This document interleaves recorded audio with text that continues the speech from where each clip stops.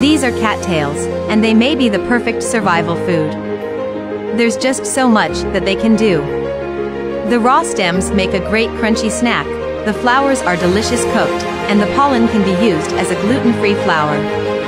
All in one wild plant that can be found across all 50 states. I love foraging. Wild plants are bursting with flavor, and are so much more nutritious than commercially grown foods. And best of all, it's free. You just need to know what to look for. During the Great Depression, this very weed was collected in bathtubs. People washed it and prepared it for canning. It's found essentially everywhere in North America for most of the year. Some even consider it an invasive superweed. It thrives between garden plants, near streams, in forest clearings, abandoned lots. This plant is literally everywhere, and it's free. It rivals kale and spinach in nutritional value, and it's an excellent source of protein, fiber, and much-needed iron. Isn't it a shame that lamb's quarters mostly ended up in the compost heaps instead of on our family's plates? Weeds like garlic mustard, chickweed, purslane, wood sorrel, and curly dock were cooked and eaten. They are equally, if not significantly more delicious than the garden plants we put on our plates. People didn't look down on weeds. They looked down and saw breakfast, lunch, and dinner. Unfortunately, this kind of knowledge isn't passed down anymore. They should teach this in schools, because one day it could very well save our lives again. If you see this plant in your backyard, don't step on it. This neglected plant is more delicious and nutritious than most garden plants people care for. If you pull out this weed to protect your crops, you throw away something much more valuable. Calorie for calorie, purslane is one of the most nutrient-dense foods on Earth. It also has the highest concentration of omega-3s compared to any leafy green vegetable. On top of that, you can take advantage of its anti-inflammatory properties by turning it into a poultice. This is just one of the many neglected plants that might be growing in your backyard. Plants that not only can save your life one day, but that you can put to good use right now. If you know these wild plants, you will never run out of food, no matter what the future brings you. Today, I would like to show you some of the ignored plants that every person should know. So pay close attention, as one day you may need one of them. During the Great Depression, it was plants like these that fed many Americans, saving countless lives from starvation. Unfortunately, this knowledge of wild foods and medicinal plants was almost lost to history. Very few people still know how to work with these neglected weeds or how to identify them. These wild foods are much healthier. They are not genetically modified, and they don't have pesticides. They don't need any care or maintenance. They are everywhere, and they are free to grab. They also have hidden medicinal properties, and you can use them to create potent remedies for you and your family. It's funny how we can instantly recognize hundreds of foods that are not very good for us, but we walk by so many potentially life-saving plants every day, not knowing a thing about them. Hi, I'm Dr. Nicole Apelian. I'm a biologist, herbalist, and I've studied wild plants and natural remedies for over 20 years. I've gained key survival and foraging skills during the years I've spent living with one of the oldest cultures on Earth, the San Bushmen. The hunter-gatherer San live completely off the land. Their name literally means picking up from the ground, or what we call foraging. Food gathering and harvesting medicines is a way of life I've adopted for my personal wellness after being diagnosed with multiple sclerosis. I found that nature's medicine was more effective than the standard treatment I was prescribed. I went from being pushed around in a wheelchair to taking back full control over my life and being able to properly care for my children. Things got so much better that in 2015, I went on the History Channel series Alone. There I survived in the wild for 57 days, completely alone, mostly by foraging wild foods and medicine. This is the type of knowledge your grandparents probably knew by heart. This knowledge that saved hundreds of thousands of Americans in times of crisis, like the Great Depression. Things deteriorated so quickly, people didn't even know what hit them. Nearly half the working population became unemployed. Towns began to fill up with hungry, desperate people, and many starved in their homes. Children were sent away to orphanages since parents couldn't feed them anymore. Caring, loving families, like mine or yours, were torn apart by shortages and famine. But it was the seniors that were hit particularly hard. Those who were retired or close to retirement watched their savings disappear. Nobody would hire them, and many of them ended up on the streets begging for bread. Seniors became a burden to most families. Many were forced out of their homes and even sent to poorhouses. And yet, the Great Depression didn't turn into a widespread famine. Very few people, if any, died of starvation. As the government was overwhelmed and unable to cope with the magnitude of the crisis, our salvation came from backyards and backlands. If tomorrow you find yourself, just like our grandparents, with no savings, no income, and all that's left is the food in your fridge, your pantry, and your cupboards, the greatest mistake we can make today is to take our lives for granted. There is no reason why you shouldn't have a backup plan just in case things go south. No matter how many food reserves you might have, they will eventually run out. We've seen people trample each other over deals on a flat-screen TV. Imagine what they'll do if food runs out. It's my belief that if we get into this situation, it's the good old wild plants that will save us, just like they saved our grandparents. The only problem is that we don't really know them anymore. These neglected wild foods aren't just a safety net for bad times. They can be a way of life. They certainly became a big part of mine. When I turned 30, my disease put my life on hold. It put me in a wheelchair by day and left me bedridden by night. All I got from my doctor was a diagnosis and a standard treatment for multiple sclerosis that didn't improve a thing. The pains were incredibly sharp, and I felt burns all over my body, and I felt like this constantly. I tried everything. What I came to realize over the years that followed is that for me, the medicinal plants were much more effective in managing my condition than anything else I've tried. They work so well for me that I can do anything I want. I don't have pains anymore, and nobody would even notice that I have MS. I'm pretty sure that there are a lot of people out there not taking advantage of the medicinal power of plants.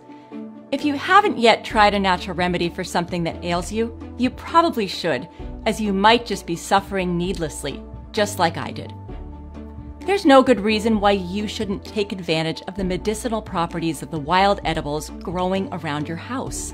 It doesn't matter if you are young or old. It's never too early or too late to start using a new, useful skill. Even if the plants don't have medicinal properties, they're still healthy for your body. Instead of paying 3 or 4 times more for organic products at the supermarket, you can pick them up from the ground for free, as all wild plants are organic. There's no pesticides, herbicides, GMOs, or synthetic fertilizers. We became so dependent on supermarkets and pharmacies, we forgot how infinitely more valuable the free-growing plants are. They're probably the healthiest foods that you can add to your dinner plate, and most of them are absolutely delicious.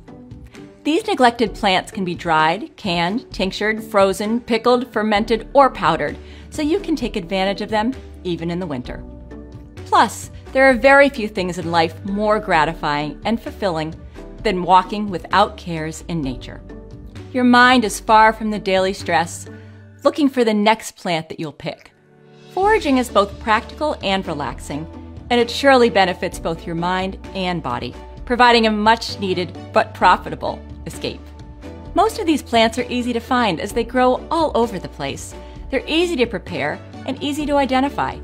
Easy as it might be, in order to take advantage of them, you still need to have this knowledge to know them. Drop us in the middle of a grocery store, and within minutes our carts will be stuffed with second-rate foods and produce filled with antibiotics or pesticides.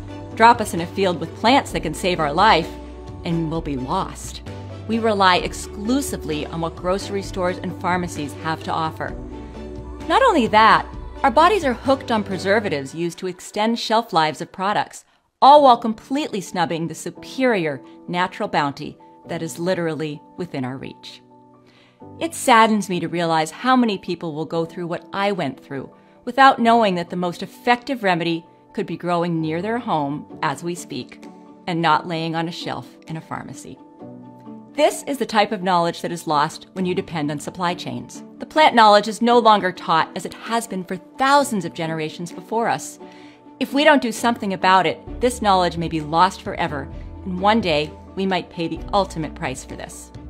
When you were growing up, it was probably your parents or grandparents that helped you identify your very first berry.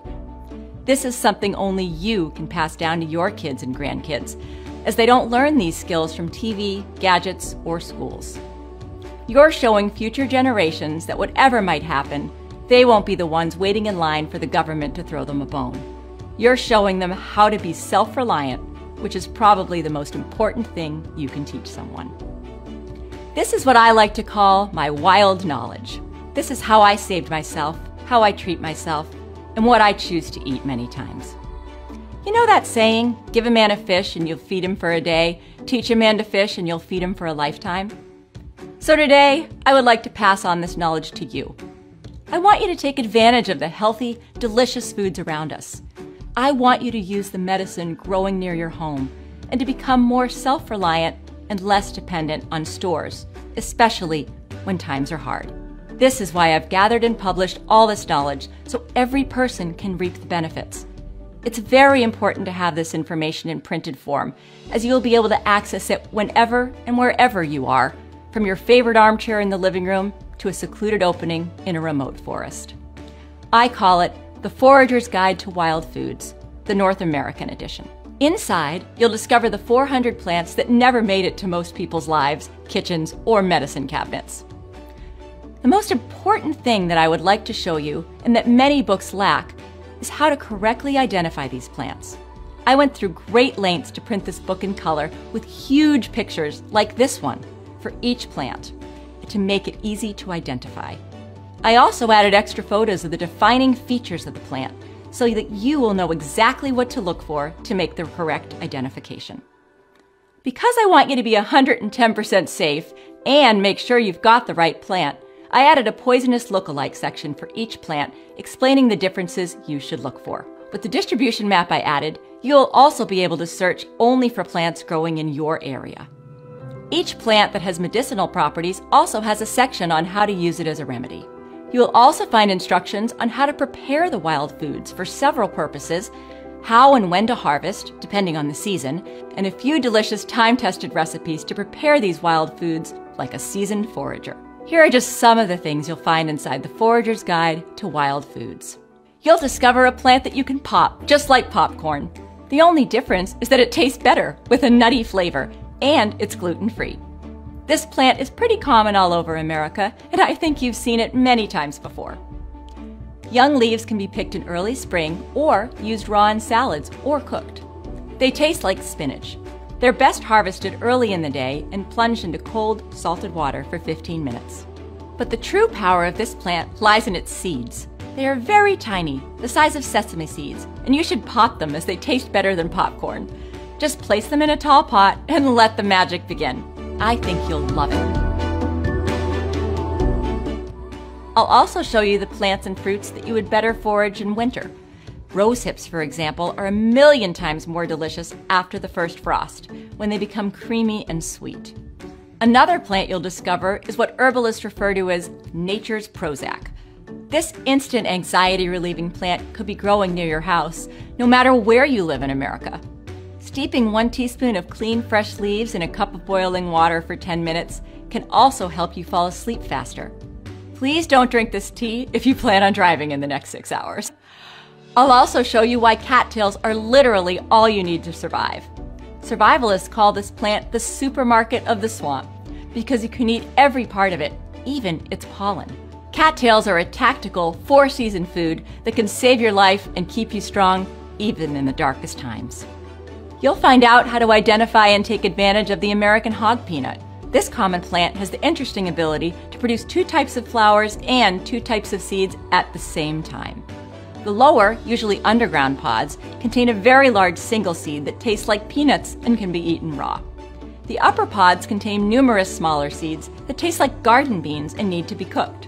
So how would you feel if one day there wouldn't be any more food left to buy, but you could still come back home to your family with a pile of these treats? I'll also show you the fast-growing succulent red plant that resembles and tastes like bacon when cooked. You'll also discover a nut that was a mainstay in the grocer 100 years ago, but people can barely recognize them nowadays. American beech nuts are sweet and taste best after the first hard frost of autumn. You can separate the burrs by hand and dry the nuts in the sun. The shells can be cracked in the oven and then eaten. Our ancestors also boiled them to skim off their oil for cooking and to light lamps. I'll also show you how to make what I like to call healthy Pringles. The leaves of this plant have the unique ability to be turned into tasty, crispy, finger-licking chips. You'll discover a distinctive but common mushroom that grows in all 50 states. This mushroom is called the morel, and it's worth around $50 a pound and could even go as high as $200 a pound in dried form on Amazon and eBay. There are no similar lookalikes, but just to be double sure you've got the right one, slice it in two. If it is hollow from top to bottom on the inside, they are morels. Nutty, woodsy, and fragrant, these mushrooms can be dried and reconstituted later by soaking them in water. If I were to recommend you a plant or mushroom to forage for profit, this would be it, as it's expensive and in huge demand. I'll also show you what to do if you find this odd berry that's very high in natural pectin, and how to use it for preserves and jams, keeping your desired consistency while decreasing the sugar you need to use. The next time you pass by this pain-killing plant, stop and do this. Take a stalk or two and tear it in two. The plant secretes a milky white substance that resembles the one in opium poppy. The substance is known as lacticarium, and it has much milder effects, but it's completely legal to forage, grow, and eat. You can collect its sap for a pain-killing elixir to have around whenever you have a lingering pain that just won't go away. I'll also show you where to best tap the big leaf maple or sugar maple tree to get the maximum yield out of your sap. Indigenous populations boiled maple sap into sugar using hot stones. But of course, it's much easier to use your stove or oven. It takes 40 parts sap to produce 1 part syrup. Boil the sap to evaporate the water content, and then use a coffee filter to remove the sediments, and you're left with a wonderful natural sweetener filled with antioxidants. You'll also discover a plant called lamb's quarters. This Great Depression weed saved large communities from starvation and malnutrition. Growing all over the US, this superweed is also called wild spinach, and it contains substantially more nutrients than cultivated spinach and kale. Well, if hard times ever come again, wouldn't you prefer to have this information on hand? I'll also show you how to make a fruity elderflower remedy to reduce inflammation in the body and to regulate bowel movement. You'll also discover how to recognize reishi, the mushroom that got me out of the wheelchair. Every day since that day, 20 years ago, I take, along with other remedies, a tincture that I make from this mushroom. Alongside my remedies, it helps a lot with my MS, and I gladly recommend it as a medicinal mushroom for autoimmune conditions and other chronic issues. I'll also show you how to make a crispy crust wild dandelion bread. So if dandelions grow somewhere near you, go ahead and put them to good use. Just imagine when you open up the oven and fill your home with the smell of fresh baked bread with a subtle, sweet dandelion flavor. You'll also discover what to do if you find the common lake and swamp plant American lotus.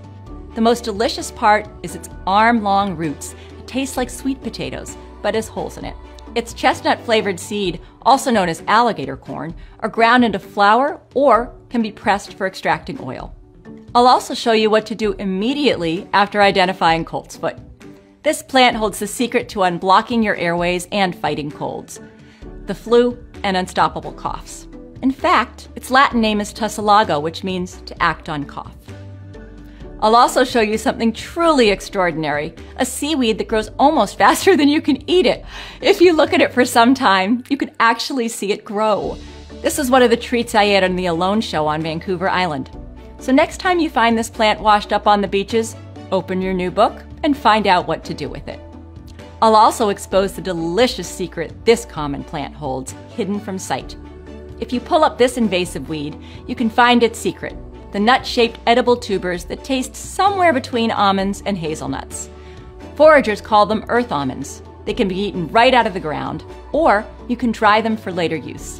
When your friends ask you what these delicious treats are, I'm pretty sure they'll be blown away when you show them this common weed. I'll also show you how to use yarrow leaves as one of nature's most effective band-aids. Simply chew and apply it directly to the wound for 2 to 3 minutes. This instant field poultice helps prevent the infection of the wound and stops the bleeding. I'll also show the berry that is illegal to grow in some states, but perfectly fine to forage for. If you find a single gooseberry bush, You can gather around 12 pounds of gooseberries, and you can return year after year to take advantage of it. You'll also uncover a wild plant that is sweeter than sugar and helps people with diabetes. Its sweetness comes from a compound found in the roots, with a taste similar to sugar, but less instant and more long-lasting. In the Forager's Guide to Wild Foods, you'll also find other sugar substitutes that are okay to eat. I'll also show you the most sought-out dish at Nature's Restaurant, together with over 50 edible berries that you'll find inside the Forager's Guide to Wild Foods. You'll also discover what you should do immediately when you find an alligator tree. It's very easy to identify, as the bark perfectly mimics an alligator skin. The Zuni tribe steamed its berries and turned it into something that should find its way onto your dinner plate. I'll show you how to find the mini watermelons in the wild. The watermelon berry provides instant refreshment while quenching thirst and giving your body a fistful of vitamins. Did I mention that it tastes like watermelon? I'll also show you the common, but usually unpopular, pond-dwelling microplant that can save your life one day. This is the world's smallest flowering plant, almost half the size of a grain of rice. But while it might be teeny tiny, it contains all the essential amino acids, vitamins, and minerals, rivaling animal protein. It tastes like sweet cabbage and can be cooked just like it. This is just a tiny, small glimpse of what you'll find in the Forager's Guide to Wild Foods. Really, there's too much to say here. There are over 400 plants you'll find in this book. But that's not all. If you get the Forager's Guide to Wild Foods today, you'll also take advantage of a time-limited offer of 3 exclusive gifts that will be off the table soon. First, you'll get the Wilderness Survival Guide. In it, you'll find the survival skills that can help you craft resources from your surroundings in the great outdoors. This gift can help take your self-reliance skills to the next level. It also serves as a great bug-out resource you want to have by your side in times of need or when you go out foraging. The second exclusive bonus you'll receive is called Household Remedies: How to Recover Naturally at Home. In it, you'll discover our grandparents' remedies that can still be used today with great results. From making a black radish cot syrup to vinegar socks, you'll find a home remedy for most common ailments. With this gift, you could try all these time-tested remedies from the comfort of your own home. The third bonus you'll get is 104 long-lasting foods you can make at home. In it, you'll discover the long-lasting foods from a time when there was no electricity or refrigerators. These foods are a great addition to anybody's pantry or stockpile, as in times of need, they will not spoil and will save lives. So if you choose to place the Forager's Guide to Wild Foods on your bookshelf, you'll also get these exclusive bonuses that are worth $27 each for free, and unlimited access to the members area, including 24/7 support. Just think how much money you spend every year on foods that actually does you more harm than good, while free, ultra-nutritious superweeds are growing near your home. The average American spends $2,792 on food each year, every year. This book gives you access to an endless, free, healthy supply of food that can also be your lifeline in a crisis. By comparison, a year's emergency supply of food for one person costs at least $3,000. That's a lot of money to spend all at once. And if you have an emergency and you have to evacuate, you will leave your supplies behind. That's not the case with this book, as you can take it with you in your bag everywhere you want. I wanted everyone to be able to afford it and take advantage of the plants growing around them. At the same time, this book isn't cheap to make. It's filled with high-resolution, full-color, full-page pictures that require a lot of quality ink and cutting-edge printers. This is why we were able to afford it only in a limited edition. So today, you can get the Forager's Guide to Wild Foods, the Wilderness Survival Guide, Household Remedies: How to Recover Naturally at Home, and 104 long-lasting foods you can make at home. But not for $128, but for a one-time payment of just $37. If you think about it, $37 is just a single meal in a not-so-fancy restaurant. While with the Forager's Guide to Wild Foods, you can put food and medicine on your table for a lifetime. The only way to take advantage of this unique offer is to add the Add to Cart button below now. I strongly believe that learning to look after yourself with the help of what nature gives freely is the ultimate form of self-reliance and the best thing you can do for your health. You will also be covered by my Keep the Book, Money Back guarantee. You have a full 60 days to try the Forager's Guide to Wild Foods. If at any time during those 60 days you are not completely satisfied with the results, send us an email or a message and we will refund you the price of the book. It's as simple as that. You can choose to keep the physical book, even if we refund you the $37. Yeah, you heard it right. This is my keep the book money back guarantee. If you've made it this far in the video, that means for me that you're interested in wild foods. I want to help you out on this path. My knowledge took decades to acquire, and it ended up not only saving my life, but enriching it. Sharing this knowledge means the world to me, as it would probably help others avoid unnecessary struggles.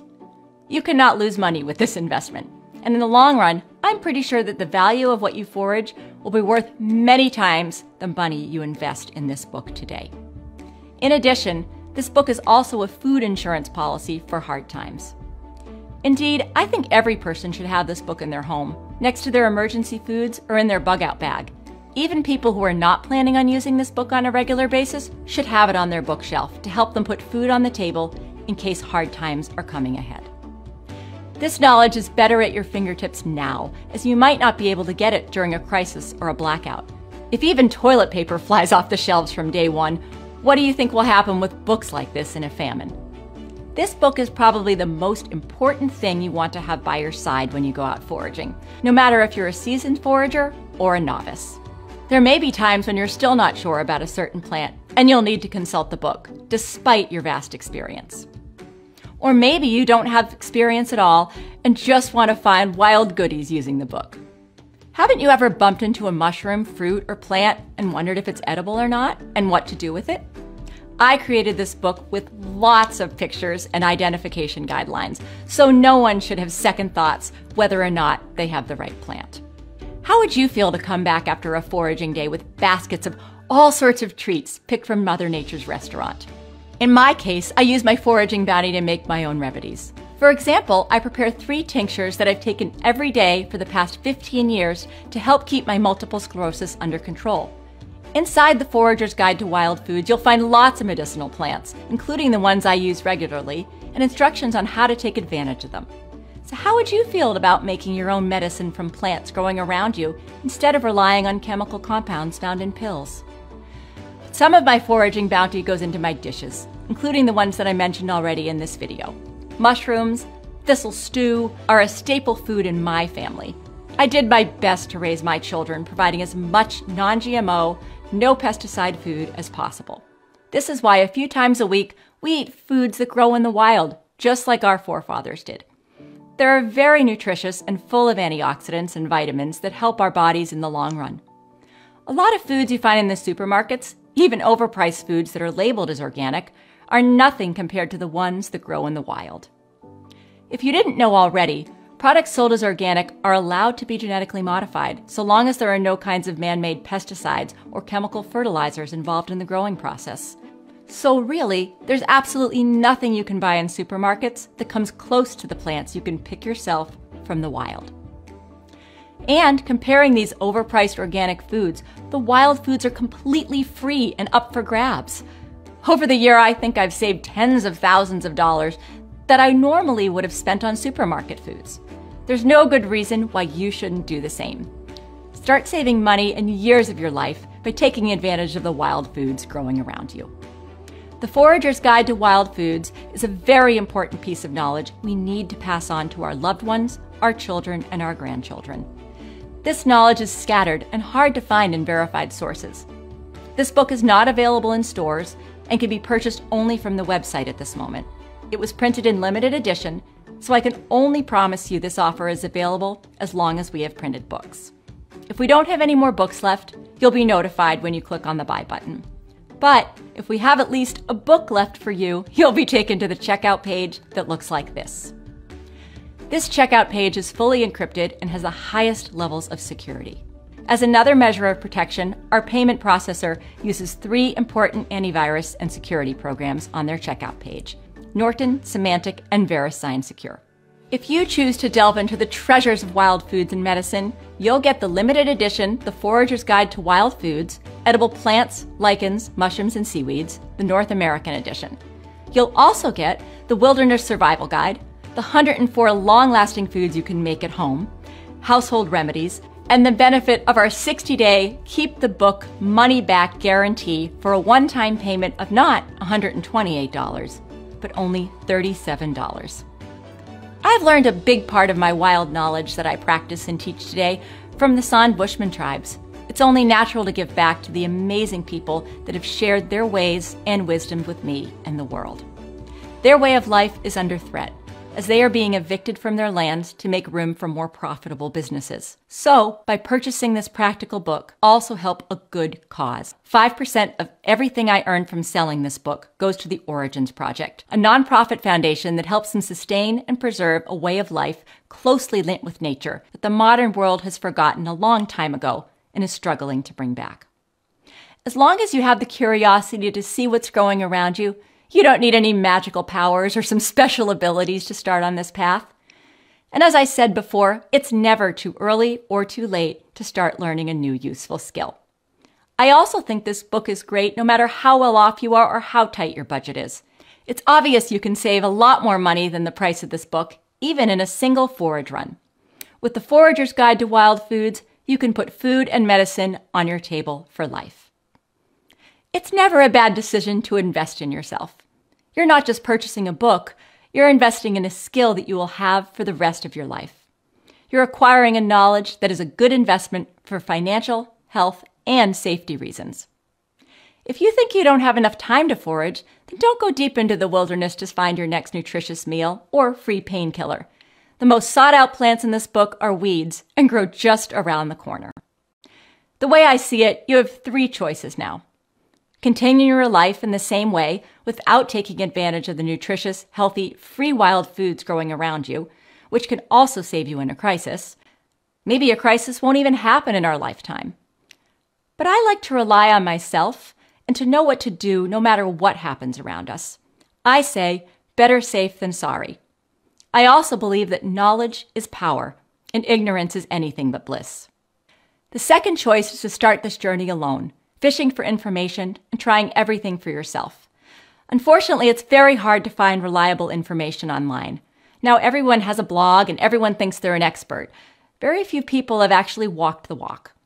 I did that many times over, including on The Alone Show, where I proved and applied my knowledge on wild foods by surviving on them for 57 days. I've studied plants for over 20 years now, first starting off as a biologist. I practice what I preach. Sadly, I have seen many not so good and even harmful and sometimes deadly advice provided on a lot of so-called plant blogs. Plus, I think it's better to have this information in a physical format so you can take it with you everywhere you go. Third choice would be to have this book by your side. Think of it as a cheat sheet for faster results. I would have immensely benefited to have had a book like this back when I started foraging for my meals and medicine. It would have made my life so much easier and would have saved me money and time spent on research. As this knowledge literally saved me from years of pain, uncertainty, and unsuccessful treatments, I'm pretty sure that it can do the same for you and other people in need. With this knowledge by your side, you'll never see your backyard the same way again, nor the nearby forest or the fields around your home. The knowledge you get from this book can start a new, wonderful chapter in your life.